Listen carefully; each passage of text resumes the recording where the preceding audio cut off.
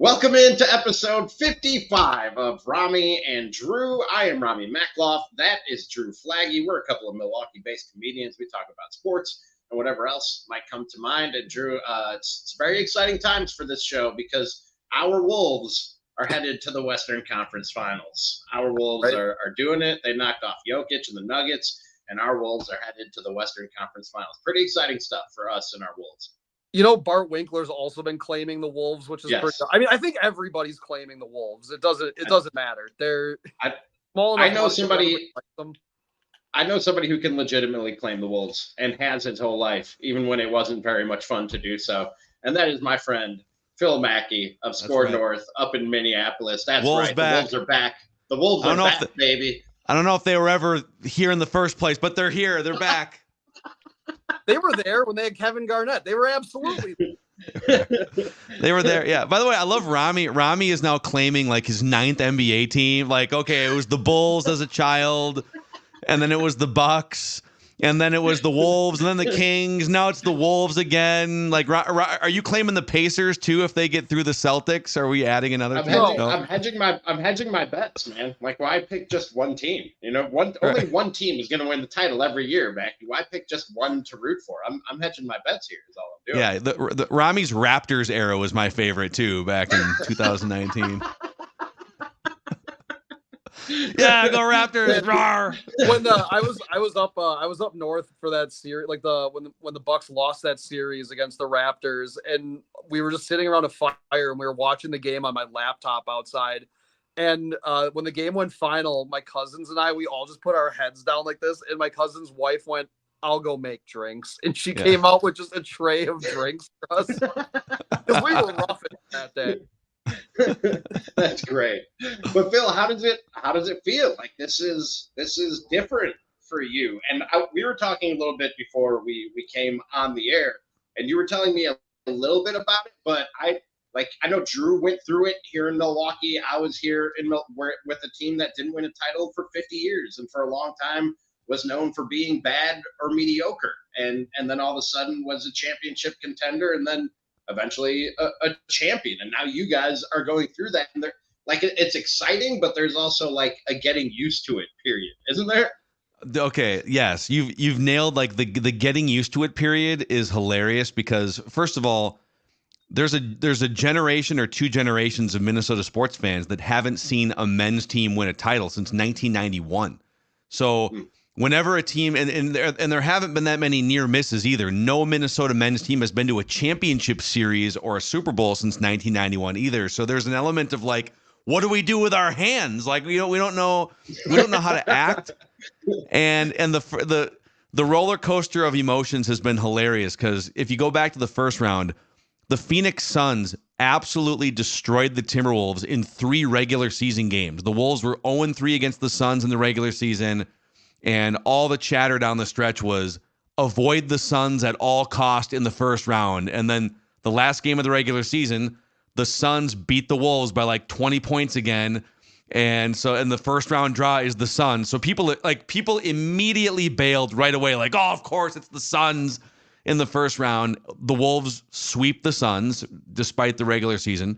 Okay, this is great. People are jumping on the bandwagon, and then they go up 2-0 on the Nuggets, including that ridiculous Game 2 blowout in Denver, where they played the best defense of any playoff game in basically Western Conference history.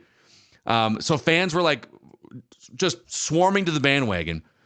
And then they lose 3 straight to Denver, 2 at home, and then the Game 5. And people you should have seen the secondary market tickets for the first home game back when they were up 2-0, it was like $350 to get in the arena. Once they lost 3 straight, you could get into that game 6 for like $40 because people are like, nope, it's over. Classic Wolves, right? But we've had to explain to people, no, this is the playoffs. It's 2 months. It's a grind. It's hell. You're playing Jokic for 2 weeks. And so you just have to sort of get used to you're going to get your ass kicked in some playoff games. It doesn't mean the series is over. Everyone take a deep breath. But I think they just beat the best team in the NBA. And now you're only at the halfway mark. So people are trying to figure out, like, how do I cope? This is going to really take 2 months if they pay it off. Yes, it will. So calm down. Yeah, I mean, for us, did it ever get to a point up in Minneapolis where like it was embarrassing to wear Wolves Oh yeah. gear? And it's like people be like, "Why are you wearing that?" Like, because like I mean, I got the red and green Buck stuff, and I was wearing that back in the day, and just people would be like, "What's wrong with you?" And I'm like, "I love them. I don't know. Like Luke, Richard, and Bob Mute. I Yeah. don't know what you want me to say." And it's just all those things, like all those shitty teams that I thought were, ooh, we're gonna be the 7 or 8 seed. Now we got Dame Lillard and Giannis, and I'm just like, this is the best thing that I could have ever asked for. And this is after a championship. And I've asked people like that are mad at like the way that the season ended for us with the injuries. I'm like, could you imagine if I stepped out of a portal into on July 20th, 2021, we're all throwing drinks around the Deer District. And I said, hey, you know how this feels tonight? Well, guess what? In 2 years, you're going to have Damian Lillard on this roster. And you're going to fucking hate him. Like, that's what I want to tell these fans. Not only are you 2 years removed from a championship, you're going to get a top 75 player of all time. You're going to get a guy who's 5th all time in three-pointers made the NBA, and half the fan base will despise him because of Jalen Brunson. Like, that's where our fans people are like, we should trade Damian Lillard. It's like, why? He hurt his Achilles. It's okay. Yeah, dude, it's amazing how fast that happens. Yeah, it is. It really is. In the way that Giannis made Bucks basketball cool for the first time in like 20 years. It's the same thing Anthony Edwards is doing here for the Timberwolves. And I used to be a huge, and still am, a huge wrestling fan.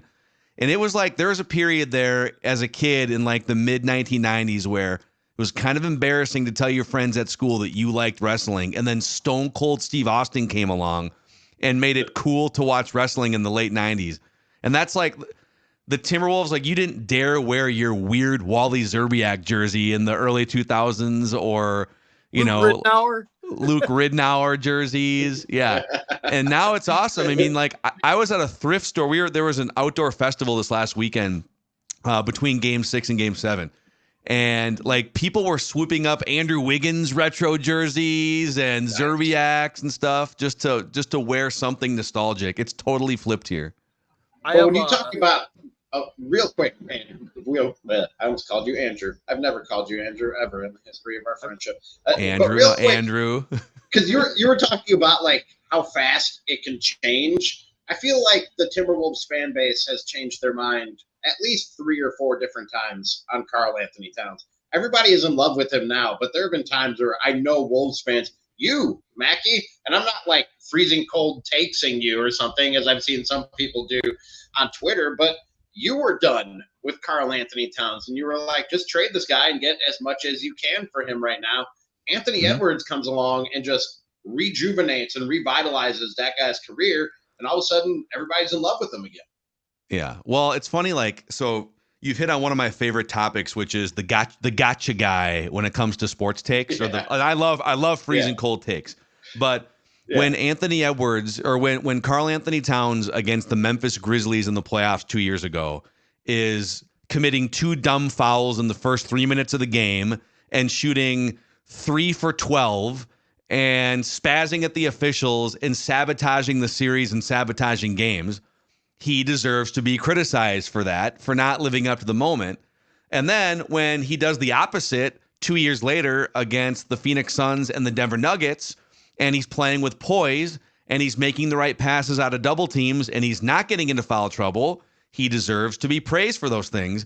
And people are like, you need to apologize for your Karl Anthony Towns takes from 2 years ago. I mean, no, he's the one that needed to stop fouling like an idiot in the first 5 minutes of every game and figure out a way to stay composed for 48 minutes. But I will say I wanted him traded like 3 or 4 different times over the years. But here's the thing about him. Oftentimes when a guy is the leader of a franchise, but it's very obvious he's not good enough to be the one that carries you to wherever you have to go, if somebody else comes in, usually that first guy has to leave. Like in Timberwolves history, KG and Marbury came in kind of at the same time. KG gets a big contract. Marbury gets jealous, demands a trade. It blows up.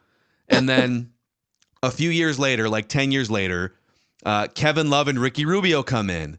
And this is going to sound wild, but the Timberwolves front office wanted to reserve the 5-year max contract for Ricky Rubio. So they gave Kevin Love the 4-year max contract. He got offended, demanded a trade, and he leaves. Usually it's a falling out. So Cat's been the figurehead of this franchise for better or worse for the last 7 or 8 years. Anthony Edwards comes in, clearly the brighter star, bigger personality, all these things.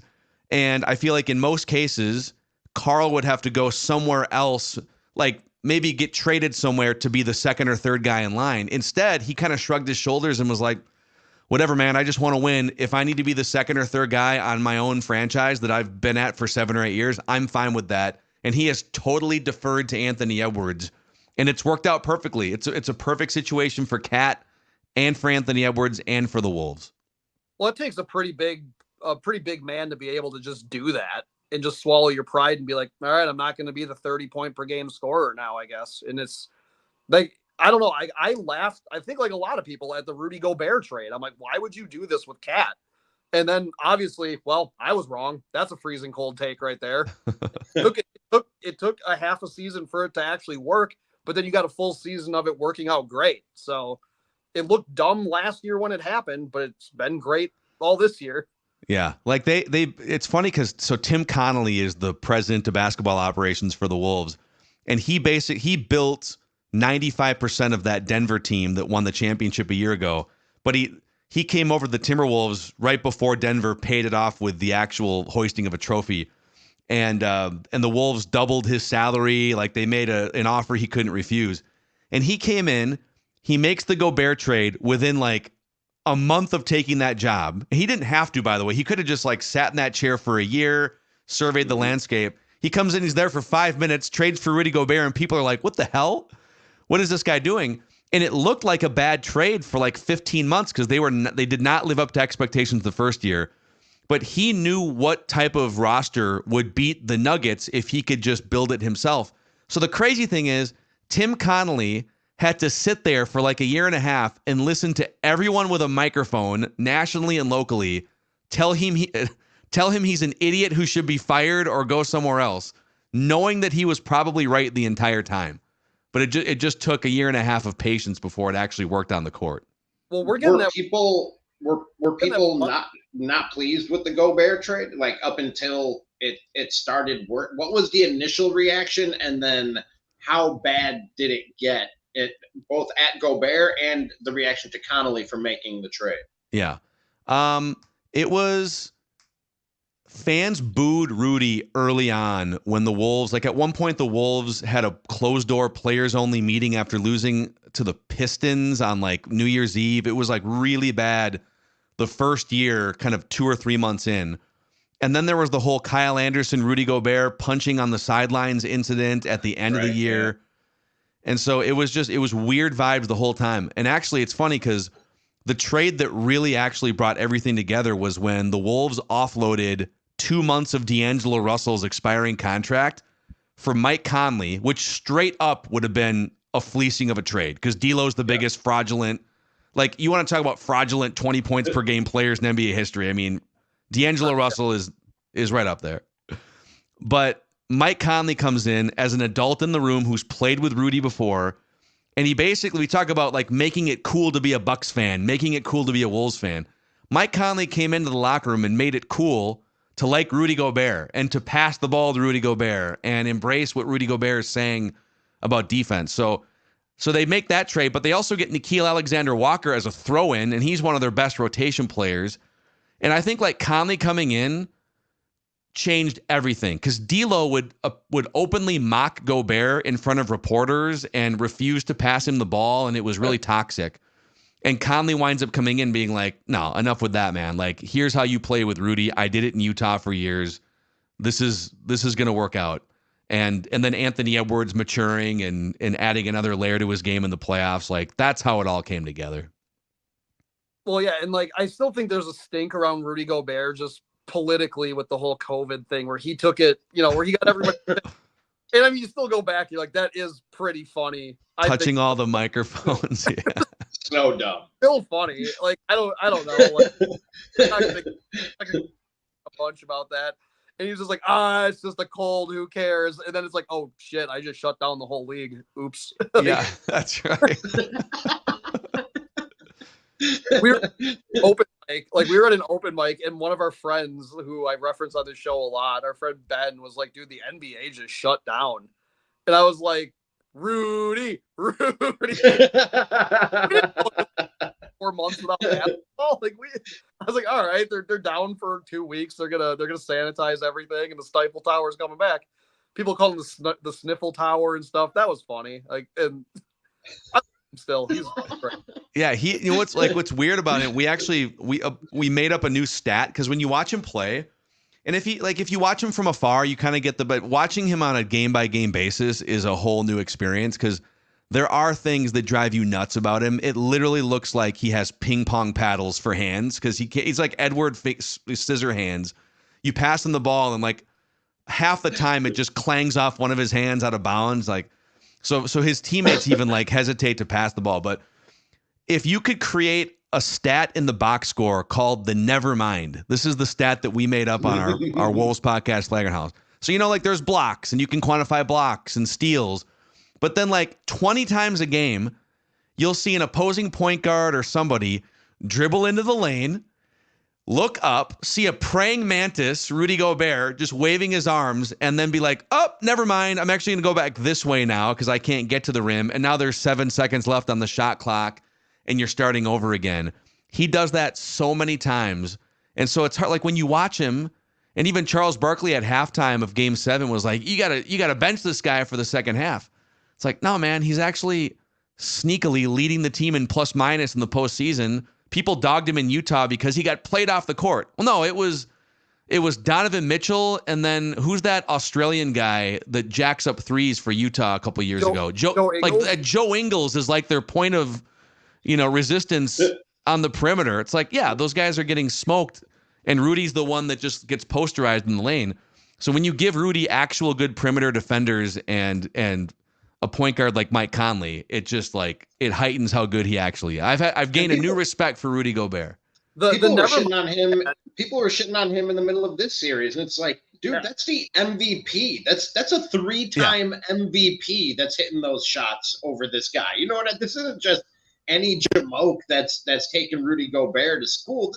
It's a 3-time MVP, Rudy Gobert, even as the defensive player of the year. Like, you just hope to contain him, to borrow the old Sports Center catchphrase. You can't stop him. You only hope to contain him and like not get embarrassed, not get played off the court basically when you go against a Nikola Jokic. Yeah, dude, it's funny. Like there's a couple video clips and Rudy's playing just the most ridiculous glued on defense you possibly can. He's following every single pump fake and everything perfectly, and then gets one of his massive hands right up at the point of the shot for Jokic, and Jokic leans back just like blindfolded and banks one up just like he does to everybody. And in the reaction, instead of, oh my God, Jokic is one of the greatest players I've ever seen, the reaction is, oh, look at Rudy getting clowned. It's like, what? Yeah. I guess. I don't know. I like the Nevermind stat because even just watching highlights of like Victor Wembanyama this year, it's like, yeah, guys did that to hit. Like they would like drive and they'd be like, no, never mind. No, I'm good. Yep. Just bail out. That's like, it just reminds me also of like the whole, the Giannis has no bag tweet where it's like they show Giannis trying to like do like some like dribble penetration and just constantly getting beat to his spot and backing up and then just referring to somebody else. That's also like a Nevermind. It's pretty funny. I like that. But that's something, Mackey, that and with Brooke Lopez, you see it a little bit too. That's a stat that like rim protectors, it won't show up in the box score. You know what I mean? When they just change the offense's mind for them. When a guy goes up to take a shot and he's like, you know what? I'm going to pass this instead. Or he drives into the lane and he thinks he's got an easy layup and that guy is standing there. Like, that stuff doesn't show up in the box score, but that's what makes Rudy Gobert the defensive player of the year. Not only does he lead the league in blocked shots, but the never mind, I think it changes the entire complexion of the other team's offense and scoring. Yeah, and also like the Timberwolves have the #1 net defensive rating in the NBA. Do you think that's by Yeah. Coincidence that like Rudy Gobert is the center point reason why they have the number one defense in the NBA. So pipe down, Rudy Gobert critics. That's the moral of the story here. I don't Do you think have you're gonna something find there, our podcast. Honestly, I don't Drew? know how many Bucks fans really know about the Timberwolves. Well, they're learning today. They're going to We learn just- today. And a guy who I think a lot of America is learning about, and I think it's just his name is just a greeting now in the great up north. Phil Mackey is Nas Reed. Y'all just walk around just saying Nas Reed to each other, from what I understand nowadays. That guy, we were talking about it on yesterday's show. He is what Bobby Portis was for this Bucks team when they won a championship, and what we keep wanting Bobby Portis to be again for this team to make a deep playoff run and bring another trophy to Milwaukee. Yeah, dude. So something hilarious. I can't remember before what game it was, but sometime during the last series, I think it was before Game 3 when they were coming back home. And a brilliant marketing ploy by a local tattoo shop. They were offering $20 Nas Reed tattoos. Just literally, we'll tattoo Nas Reed's name on your body wherever you want for $20. And like the local news picked it up, and they did like 400 tattoos. Now I hope they changed the needles after each one. I don't know what the sanitary precautions were, but there's like 400 people walking around with Nas Reed tattoos. I saw one person get one on their inner lip too. Oh, So it's He's the like a devotion folk is hero. strong.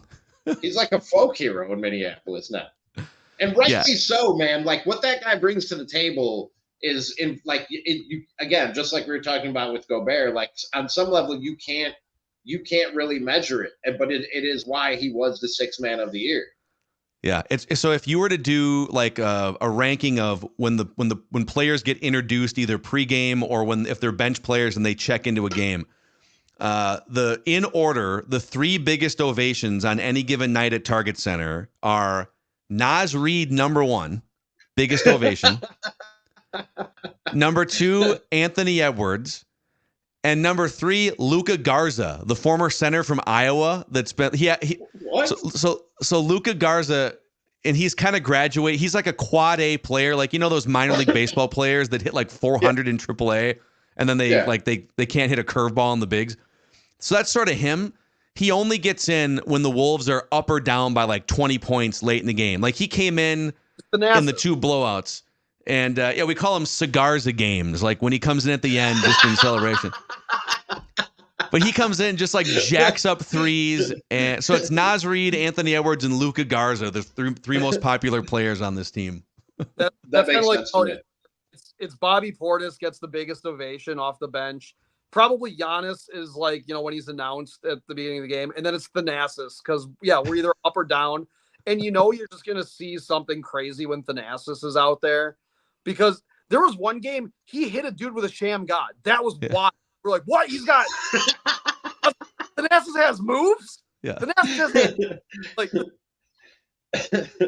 I do love those guys. I always call them the human white flag, but I love cigars at time. That's outstanding. But the guy who this all revolves around, Mackey, and we've touched on it a little bit, but man, and I don't know if I've ever said it to you in a conversation, Phil, but I've been patting myself on the back during this playoff run because I've been telling people for at least 2 years now, don't be surprised if Anthony Edwards is the best player in this league in 5 years and the face of this league in 5 years. And it's happened even faster. I don't know if we're going to say he's the best player in this league, but he certainly could be the face of this league by the end of this playoff run. And man, he just not only the performances on the court, but he's already racking up the quotes off the court. Like when he told the locker room guys in Utah, "I'll see y'all motherfuckers for Game 7." When he told Charles Barkley, who said, "I haven't been to Minnesota in like 20 years," he was like, "Bring your ass." Like the quotes, which is now the tourism board's like slogan, from what I understand. Like the lore of Anthony Edwards just continues to grow, man. And I love the kid, dude. I love watching him play. I love the person. I love everything about Anthony Edwards. Yeah. He's the bring ya ass thing. By the way, shameless plug. You can get your official SKOR North bring ya ass t-shirts and hooded sweatshirts at skornorth.com/shop. That's right, Ramie. That's right, Drew. Right. Because I would love to get my hands on one of those. That would be outstanding. I told Ramie I was gonna ask you about this. When are the Wolves getting better jerseys? Because I hate their jerseys, but I want an Anthony Edwards one so bad. So do you hate all of their jerseys, or I don't really like their basic jerseys, but when they go like retro and they put the old Timberwolf on the center court. Oh, I love retro. The retro in ones on the retros, yeah. The current day ones, like. Dude, because like our area code in Milwaukee is 414, so on April 14th they had the Bucks City Edition jerseys. I didn't love them, but I'm like, hey, they were 50% off, so I'm buying one. It's just yeah, they had like a lake edition at one point this year where it was like, I don't know, like lake colors. I'm not sure if it really hit, but just back to Anthony Edwards for a second. It is like it's his personality, it's his aesthetic game too. Like Jokic, I think Jokic is one of the 10 best players of all time right now. And it's funny, I like to look at some of the advanced metrics. If you look at like player efficiency rating, all-time NBA, Michael Jordan is number 2, Jokic is number 1.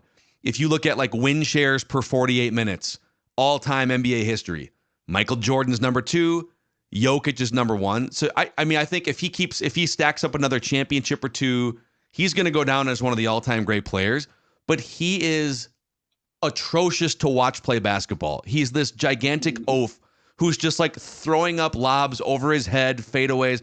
Anthony Edwards might not be as efficient yet. He might not be as dominant yet in the way that Jokic is, but he's more fun to watch play basketball. He has a great beaming personality. He's able to check his teammates at age 22 with kind of a smile. I mean, some of the stuff with Karl Anthony Towns, he has become the big brother to a star player who's 6 years older than he is. You know, some of these post-game press conferences and Anthony Edwards and Cat get paired together. And, you know, a reporter will ask Cat a question and Ant will just interrupt and be like, he needs to stop fucking fouling, man. Like, you know, he's able to be a leader and needle guys who are 10 years older than he is. And he's got a more charming way about his leadership than Kobe did, than Jordan did. And maybe this is a hot take, but it kind of feels to me like, you know, the NBA for like 40 or 50 years has a natural order of events where the Lakers are the team, and the Lakers and the Celtics and any other team must sort of bow down to them and get beat in the Western or Eastern Conference Finals.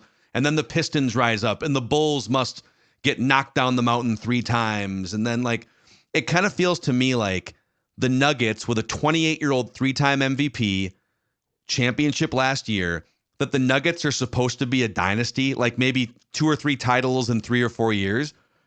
And the Wolves are like jumping in line. That's what this feels like. It feels like they weren't necessarily supposed to get through the Nuggets, but they did because of Anthony Edwards. And now they're just sort of forcing a new path in the NBA's natural order of events. Well, the thing about Anthony Edwards, too, is nothing about him feels fake. Like, it seems like he's genuinely just that guy all the time. I mean, he got in trouble, last year?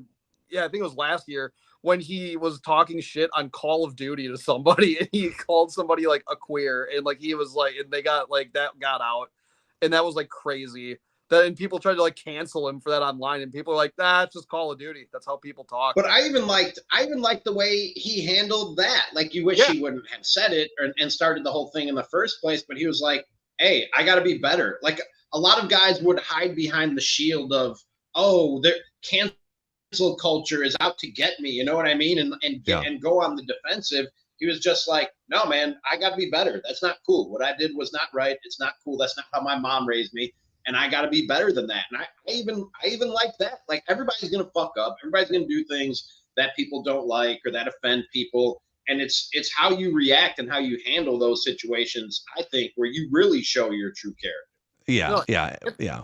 He seems like the kind of guy who's just like a dude, like he just has like, he's relatable. Like, he's just like an everyman. Like, that's it. And he's just really good at basketball. But like, he's like, and because the reason I bring that up is because of my pure hatred for Tyrese Halliburton and how fake that guy is, where I'm like, you have 2 guys right now that are in their conference finals, and one of them, like, they're essentially the same. but like one of them just seems so like I'm putting on a show for everybody. And then it's like Anthony Edwards is like, I'm just me. And it's Yeah, like, yeah, dude, even down to like what they wear going in, the pregame walk in front of the cameras, and you'll see Halliburton and some of these other players peacocking in their crazy outfits. Anthony Edwards shows up in gray elastic bottom sweatpants and flops, just ready to grind and play basketball. The other thing too that you guys are definitely familiar with is anytime a star player in a market like this rises up to a certain level, Giannis in Milwaukee, Anthony Edwards is not quite on Giannis's star level, but you start to hear like it's like the default talker on the national shows is how can we get Giannis to the Knicks or to the Lakers or whatever. And I think Craig Carton was one of the first ones on Fox Sports 1 to jump out. It's like these guys are discovering Anthony Edwards for the first time. And they go from, oh, Anthony Edwards, I haven't thought about him in 4 years. How do we get him to the Knicks or the Lakers? And that discourse starts on Fox Sports 1 and ESPN. And my comeback to that is like, okay, first of all, it's 2024. The internet exists. And so, you can just like build followers on Instagram without living in New York. Yeah, Anthony Edwards has 5 times as many Instagram followers as the entire Knicks starting lineup right now. And it's like, so we want to get Giannis to New York. We got to get Anthony Edwards to LA and New York. So if Anthony Edwards could get to LA, what could he, how could he benefit? Maybe we could get him a custom shoe deal. Oh wait, he already has one. Maybe he could star in movies with Adam Sandler that are watched by tens of millions of people. Oh wait, he already has that too. Maybe he could do national commercials and have tens of millions of social media followers. Like, I hope at some point we can just stop trying to get the Giannis's and the Anthony Edwards to different markets. And by the way, if you're one of those guys, would you rather put Milwaukee on the map for the first time, Minnesota on the map for the first time, or be the 20th guy in line for a banner in Los Angeles and all the pressure that goes with trying to live up to Magic Johnson and Kobe and everyone that came before? So I'm already sick of that. There's a debate. Does LeBron deserve a statue outside of, what is it called now? Crypto.com arena? Yeah, dude, that's because he had Kareem and Magic and Kobe and all these guys precede him. If he dude, the one championship that Giannis won in Milwaukee, he's getting a statue out there. Shit, Chris Middleton might get a statue outside of Pfizer Forum. Is Coach Bud? Coach Bud? No. Coach Bud might get just a little, like a plaque. He might get a plaque. No, we're gonna go Brandon Jennings before that because he's the one that started the Bucks in 6 thing. So now, are we gonna put Bart Winkler's lawn chair? Is that gonna get a statue as well? Yeah, Bombers. Yeah. Put it on, yeah. Just a fixed Bart Winkler. We have a bronze Fonz. Why not have a bronze? I was gonna say they should bronze Bart's lawn chair. They should bronze it and put it on display outside the stadium. Dude, remember, Mackey? Are you gonna be putting? Do you believe you're gonna be putting lawn chairs out along a parade route, or how far can this thing go, my friend? So it's tough because, I want to tell you that, hey, game 1 against the Mavericks is all that matters. As players, as fans, let's all just stay focused on the task at hand. But if I'm getting out in front of myself, I think the Wolves are the best team left. I think the Celtics, especially if Porzingis comes back, the Celtics are very formidable, great regular season team. But there's like a weird chip missing with that team. Like they've had a great roster for several years. They're oddly exactly 500 at home over their last like 25 playoff games or 30 playoff games. So, and the Celtics are always good for just like 2 or 3 brain farts in any given series. I think the Wolves are the best team left in the playoffs, but it's also the Timberwolves. So we have no reference points for them ever playing beyond like May 25th. So it is surreal. But I do think it's going to be the Timberwolves that finally put Minneapolis back on the map for the first time since 1991, at least among the men's teams. The thing about the Celtics to me, and this might be just Bucks fan salt, I don't know, but like they remind me so much of all the years that the Bucks were the 1 seed in the Eastern Conference, where they blew everyone out of the water. Oh, they were the best team, most efficient, best net rating, top to bottom. And then the second they got punched in the mouth, they folded. And, I know people don't like to talk about Jason Tatum shrinking in big moments, but yeah, that guy's under contract for 3 quarters. And if it's close, don't expect him to show up. Like you gotta start relying on Derek White. Derek White was a better player in a lot of their playoff games than Jason Tatum was. Tatum does make good passes. He makes good decisions with the ball, but also I think he leans on that to hide from the media when he doesn't want to take a toughly contested shot. And then because also he would have to probably take that text back to Kobe Bryant saying, "I got you today, Mamba," because he wouldn't take the shot. Kobe would take the shot. Yeah. By the way, on the Kobe front, here's a crazy, because people look at Anthony Edwards and like the way he plays, the little fadeaways and stuff, and just like the demeanor and everything, and they compare to Michael Jordan and Kobe. So in Game 7 against the Nuggets, Anthony Edwards went 6 for 24 from the field. It was one of his worst games as a professional in terms of like field goal percentage. But he grabbed a bunch of rebounds. He created he did a bunch of other things, played defense to make a huge impact. I think the last superstar to go 6 for 24 exactly in a Game 7 was Kobe Bryant in 2010 NBA Finals Game 7 against the Celtics, when he couldn't make it. It was one of the ugliest basketball games in the history of the playoffs. And it was the game where like Meta World Peace or Ron Artest, whatever he was calling himself then, had to hit big threes in the second half. But it's strange, man. All these Anthony Edwards comparisons to Kobe and MJ, they sound ridiculous, but when you start to actually watch, it does make some sense. It's kind of crazy.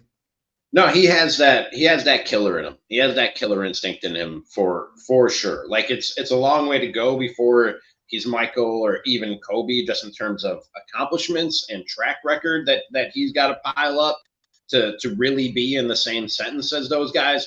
But I definitely see the demeanor and the killer instinct. I did want to, before we let you go, Phil Mackey of SKOR North, our guest here on the Ramie and Drew Show. Please follow, like, subscribe, rate, review, tell a friend on YouTube, Spotify, and Apple. You do a lot of Vikings talk as well, obviously, up there, Mackey.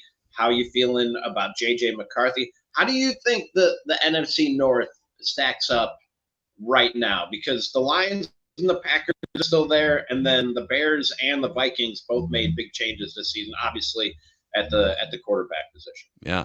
I think it's one of the best divisions in the NFL. I mean, I think you kind of nailed the tiers. The Packers have one of the best, and the Lions, two of the best young rosters. Jordan Love, his last, 8 or 10 games were incredible last year. You bastards have hit on a third straight franchise quarterback going back to 1992. Like, you can't even, for 5 minutes, you can't have Christian Ponder in your life or somebody. It's like, really? Not even like one Tavares Jackson for 2 or 3 years? We're just right back into a franchise quarterback, I guess. But bad football, and then I was like, oh, this is interesting how this is working out. And then by the end of the year, I'm like, and we're back. Yep. It's just like 38 touchdown passes, just literally back foot throws, for touchdowns. Because like I'm a Jersey guy, so like I'm sitting there and I'm like, I don't know, I'm not gonna probably buy a Jordan Love jersey. We'll just see how he does. And then like by the end of the year, I'm like, do I want the one with the yellow numbers? Yeah. Is there an alternate in here? Yeah. Am I blue ones with the gold circle? Am I gonna go super like retro? Like, yeah. So I think, dude, I mean, the Packers should be 11 plus wins. The Lions probably in the same boat. And then, Ramie, this is going to pain you, but I know you guys are all excited about Caleb Williams, and the Bears have a great roster now that they're building. But until the Bears actually develop and produce a young quarterback, I'm going to remain a little skeptical about Caleb Williams. Just a little bit. That's been my line as well, and it has little to do with Caleb Williams. It has more to do with the Chicago Bears and their history of not being able to develop a quarterback, just the dysfunction of the organization as a whole. But man, it is a risky move to move on from a guy. Not that Kirk Cousins is like, he's not Tom Brady, he's not Aaron Rodgers, but a guy is solid and consistent at the quarterback position. To move on from him and go with a rookie, like what's the confidence level in J.J. McCarthy? I was working with Hub Arkish. I'm sure you've come across Hub's work. He's covered the Bears in the NFL forever. Mackey, I was working with him on SKOR in Chicago on draft night. He said J.J. McCarthy is his favorite, best quarterback in this draft this year. Are you guys Are you guys that high on this dude as QB1? I would say so. It's been pretty well reported now that Drake May was higher up on the Vikings wish list than JJ McCarthy, but they liked McCarthy, they liked Penix, so they were kind of cool with like a number of different options. But my stance has sort of been environment matters. Like let's take Sam Darnold for instance, who by the way is going to probably start week 1 for the Vikings here. So Sam Darnold was I think the number 3 overall pick like 6 years ago by the Jets. And if you go back and look at the situation he was plopped into. So first of all, NFL.com has like a prospect score on all their quarterbacks coming out of the draft process. The last 10 or 15 years. The highest prospect scores that NFL.com has given to quarterbacks. Joe Burrow was number 1, Sam Darnold was number 2, and Trevor Lawrence was number 3. So like, and that's just one publication, but Sam Darnold as an athlete, everything was very highly regarded. So he gets drafted by the Jets, train wreck organization. I believe Todd Bowles, defensive-minded Todd Bowles, was his first head coach. And then I can't remember the names of the offensive coordinators, but his first offensive coordinator, fired after 1 year along with Todd Bowles, has never gotten a job in the NFL ever again. Okay, then the second year, Adam Gase comes in, train wreck head coach, also has not worked in the NFL on that level since he got fired from the Jets. His second offensive coordinator winds up as like the Arkansas tight ends coach a year later, never back in the NFL. And Sam Darnold's number 1 targeted weapon was a guy named Robbie Chosen in 2018.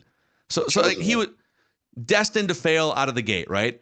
The Vikings right now, complete opposite. Justin Jefferson, Jordan Addison, TJ Hawkinson. I think Aaron Jones still has some tread on the tire, at least for another year. You got 2 of the best offensive tackles, Kevin O'Connell as an offensive coach. So my take has been whoever gets drafted by the Vikings is going to pan out as a top 10 quarterback. Whoever gets drafted by the Patriots, probably screwed and destined to hold a clipboard for the rest of their career. So like if Drake May and JJ McCarthy had been flip-flopped, I would have said, well, Drake May, you're going to be a top 10 quarterback. JJ McCarthy, good luck in New England throwing to cardboard cutouts and getting yelled at by defensive coaches. So no, I agree with you. I agree with you 100%. I think that's the reason, to jump back to the Bears for a second, that's the reason why they haven't been able to. It's not just that they keep drafting the wrong guy. They might be drafting guys who are not, maybe their scouting is off and these were just never great football players, but also the constant turnover at head coach and offensive coordinator and a GM who's hired a year after the quarterback or 2 years after the quarterback is drafted, and now he wants his own guy. Like, yeah, the environment has a great deal to do with how what the final product turns out to be in terms of a quarterback. And yeah. I agree with you that starting with Kevin O'Connell and then obviously Justin Jefferson, and I think it's a good environment for a quarterback to grow in there up in Minnesota. I'm not saying it's not in Chicago. I'm saying we don't know that it is yet because we haven't seen them do it. Yeah. But either way, like it feels like the worst team in that division, maybe either the Bears or the Vikings, still going to fight for a fringe wild card spot. Yeah, so I can see it. It's going to be the Vikings have a pretty brutal schedule. I haven't really looked up and down the Bears or the other schedules in the division. So like the schedule is going to probably be the Vikings have like only 3 true home games before December and kind of a wild deal. But yeah, it'll be like a 1 year sort of bridge, and then the window opens back up in 2025 for the Vikes. So we'll see. Mackey, last thing for you. I don't know if Drew had anything left for you, but are the Twins still carrying around that summer sausage from ballpark to ballpark? Is that still a thing? I think now that they are about to become the first team to win 12 consecutive games and then immediately lose 12 consecutive games, I think they ditched the summer sausage. Okay, good. Yeah. All right. Yeah. Oh, because I think had a Twins, or not a Twins question, a Timberwolves question. Since they're already doing the Giannis thing to Anthony Edwards, if it doesn't work out, where's he going to play? Who is your favorite non-Timberwolves player that you would like to see Anthony Edwards paired up with?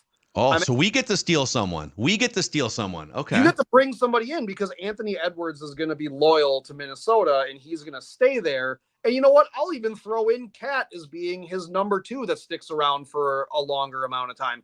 Cat will be his Chris Middleton. How about that? So You can steal another star player because I got my wish with Damian Lillard.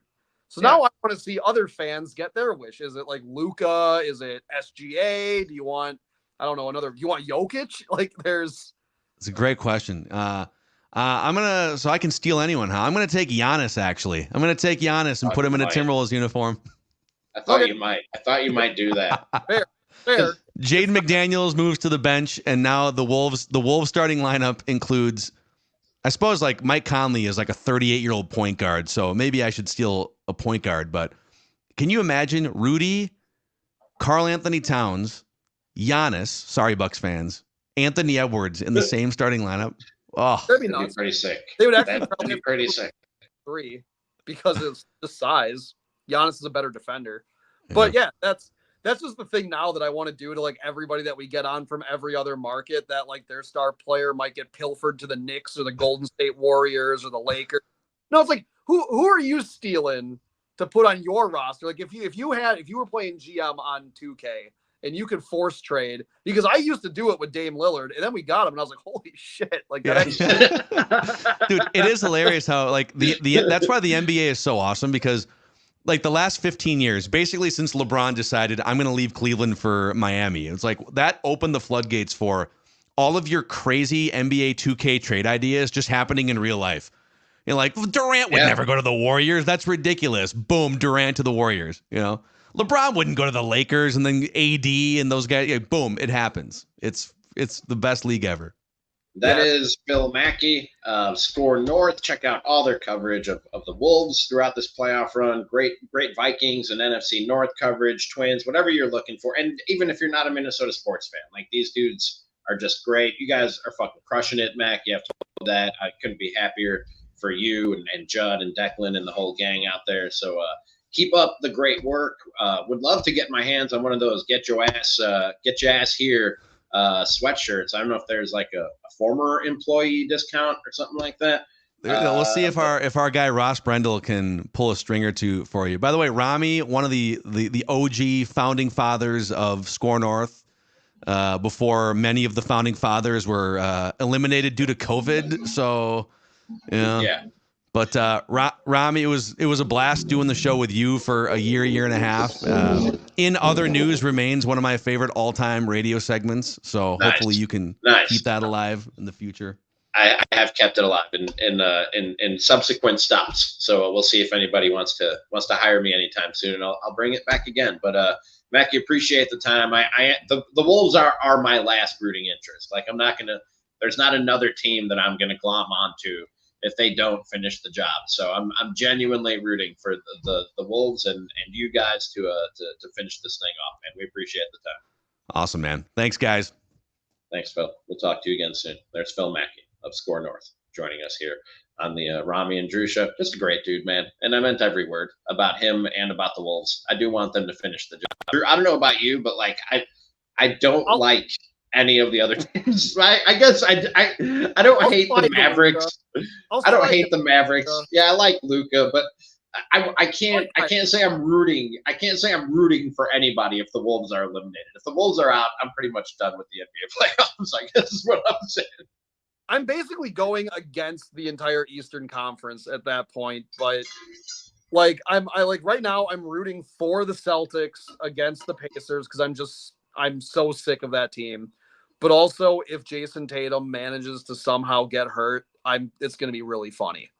So, like, once he gets hurt, it'll hurt. Like the roster got hurt. If just somehow that this happens to Jason Tatum, and I got to watch Celtics people be like, "What the fuck?" It's like, yeah, that's good. That's really good.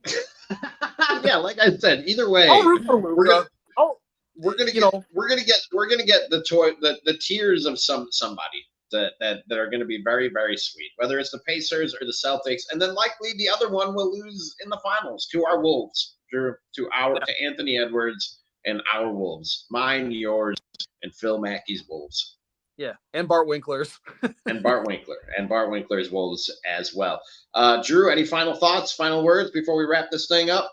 Nah, Brewers are rallying right now. Oh, yeah, that's right. They are playing, aren't they? I was distracted by the podcast. I'm gonna go watch that and make some chicken quesadillas. So I will talk to you again soon. This has been Ramie and Drew, episode 55. Follow, like, rate, review, tell a friend on YouTube, Spotify, and Apple. Apple's being weird lately. The last couple episodes are not up there. I'm working on it. We'll get it figured out. Either way, we'll talk to you again soon on Ramie and Drew.